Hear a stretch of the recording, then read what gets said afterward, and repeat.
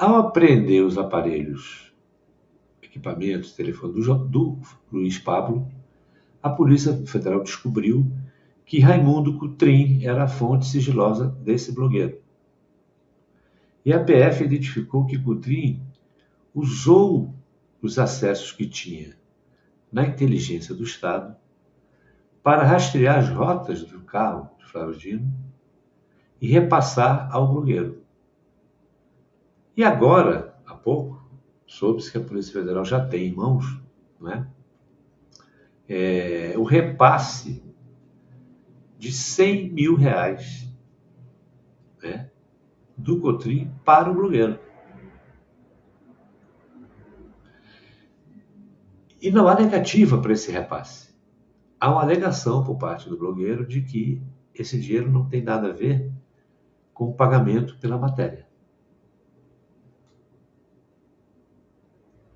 Que é as pessoas que tiram suas conclusões, né?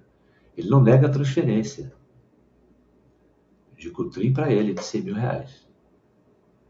Apenas diz que não tem nada a ver com isso, com a operação, com a fonte, né? Com tudo que está relacionado ao que ele publicou, tendo por fonte exatamente o Cotrim, né? Então, resumindo a ópera, né? O Gibbs Cotrim matou por propina. A Polícia Federal e o Flávio Dino investigam se o governo do Maranhão acobertou o sobrinho do governador, que é o Daniel Brandão, nesse crime. Para revidar e atingir o Flávio Dino, o secretário Raimundo Cotrim espionou os carros de Dino e vazou os dados para Luiz Pablo, que os publicou, expondo todo o esquema de segurança do ministro e de sua família, né? Alexandre de Moraes entrou, quebrando o sigilo da fonte do jornalista e expondo o Raimundo Cotrim de uma vez por todas, né? Agora, isso foi considerado pelo Alexandre de Moraes e, como disse agora o presidente da corte, Edson Fachin, pelo colegiado, não como uma quebra constitucional da prerrogativa do sigilo de fonte que todo jornalista profissional tem. Não foi considerado o trabalho do Pablo como um trabalho de jornalismo investigativo com o objetivo de, denunciar mau uso público de dinheiro, desvios de conduta de ministros. Não. Foi usado para atingir o ministro, criar mais uma peça contra o STF, né? É isso, é disso que se trata, né? Então, agora, depois que ouvimos o Edson Fachin, que é o presidente da corte, em nome do colegiado, vamos ouvir o ministro que determinou a quebra do sigilo, né, que é o Alexandre de Moraes.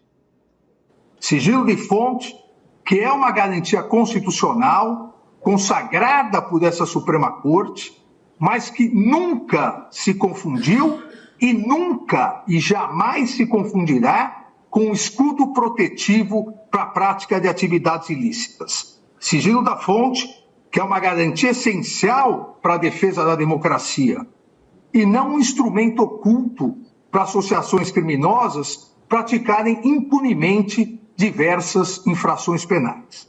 A imprensa é séria no Brasil, os jornalistas têm boa-fé e sabem disso. Sabem que uma coisa é o sigilo de fonte, outra coisa é a prática criminosa contra, seja autoridades ou pessoas da sociedade. Não confundamos jornalistas investigativos com jornalistas investigados pelas práticas criminosas. O Supremo Tribunal Federal continuará a garantir todos os direitos constitucionalmente consagrados à imprensa e seus profissionais. Não só porque é dever do Supremo Tribunal Federal, mas porque garantir os direitos da imprensa, a liberdade de imprensa e a liberdade dos seus profissionais, isso é vital à democracia. É um dos grandes pilares da democracia.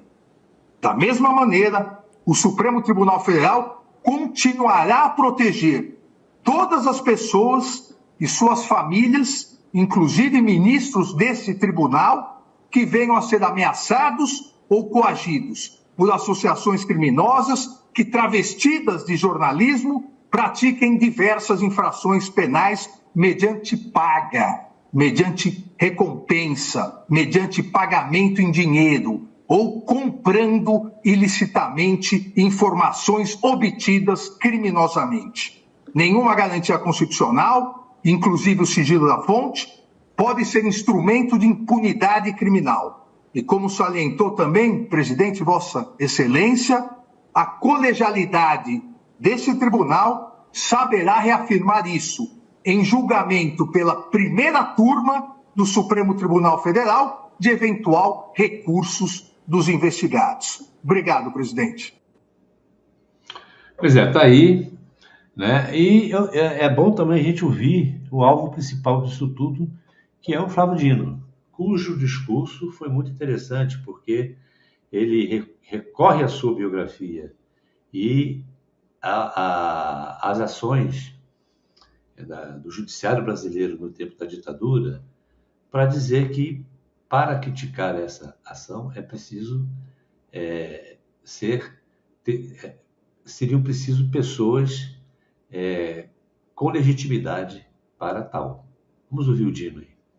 Agradeço a manifestação de Vossa Excelência em nome do Tribunal, que repõe os fatos nos dois trilhos adequados. O primeiro é aquele relativo à legítima investigação de hipotéticos crimes. O outro é a proteção que existe e sempre existirá ao regular exercício da profissão, e não, obviamente, a eventuais coautorias de delitos.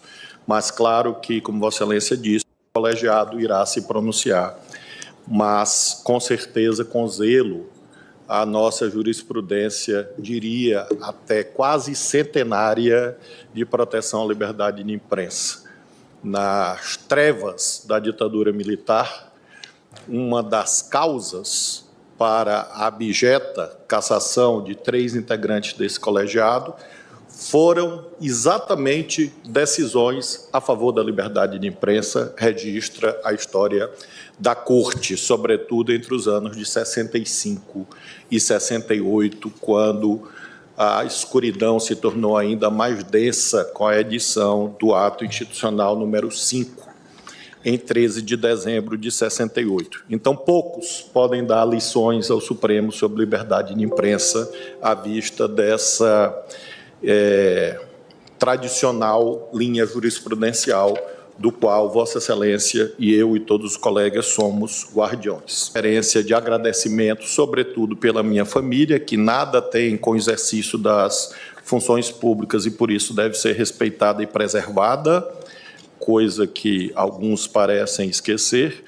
Eu me debruço sobre o que realmente importa, que é o exercício da minha função, sempre com ponderação e coragem, muita coragem.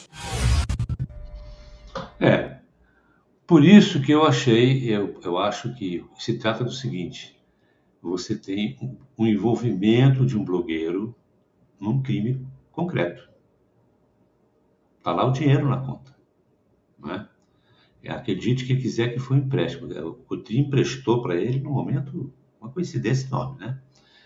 Mas, enfim, a origem do dinheiro é clara, a conta que foi depositada é clara, então você tem um blogueiro a serviço de um ato criminoso, de uma operação criminosa, né? É disso que se trata. Por isso, talvez tenham sido precipitadas, embora compreensíveis, as primeiras manifestações na categoria de jornalistas e associações e representantes da mídia como um todo, já considerando que houve uma quebra de sigilo e um atentado contra essa defesa constitucional que o jornalista profissional tem constitucionalmente. Então, vamos ver como é que isso se desdobra. O Alexandre de Moraes falou que vai cair na primeira turma os recursos, eventuais recursos dos envolvidos, né? E nós teremos aí para frente uma sequência desse assunto.